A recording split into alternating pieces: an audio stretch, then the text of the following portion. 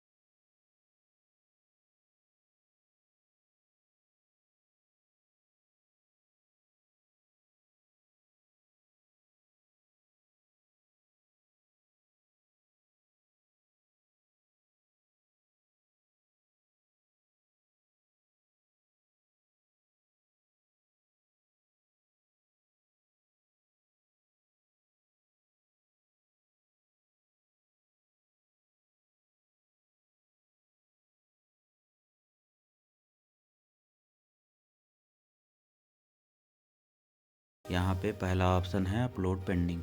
Upload pending में वह data रहता है जो हम ऑफलाइन मोड में काम करते हैं। और दूसरा है सर्वे पेंडिंग।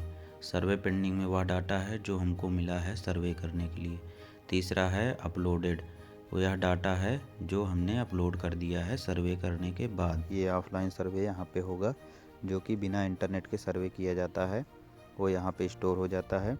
और इसके बाद जब हम इंटरनेट ओपन करते हैं तो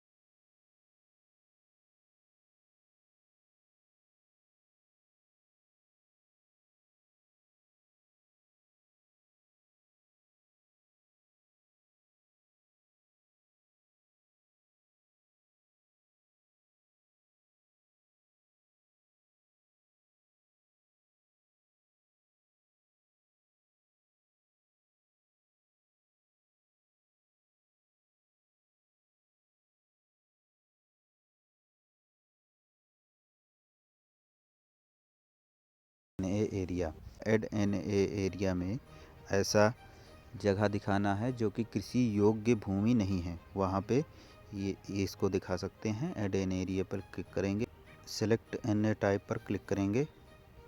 सेलेक्ट एन टाइप पर क्लिक करने के यहाँ पर ऑप्शन दिखाई देगा, जिसमें अन्य है, अन्य धार्मिक स्थल है, अम्बेडकर पार्क है, अस्पताल है, आवासीय है।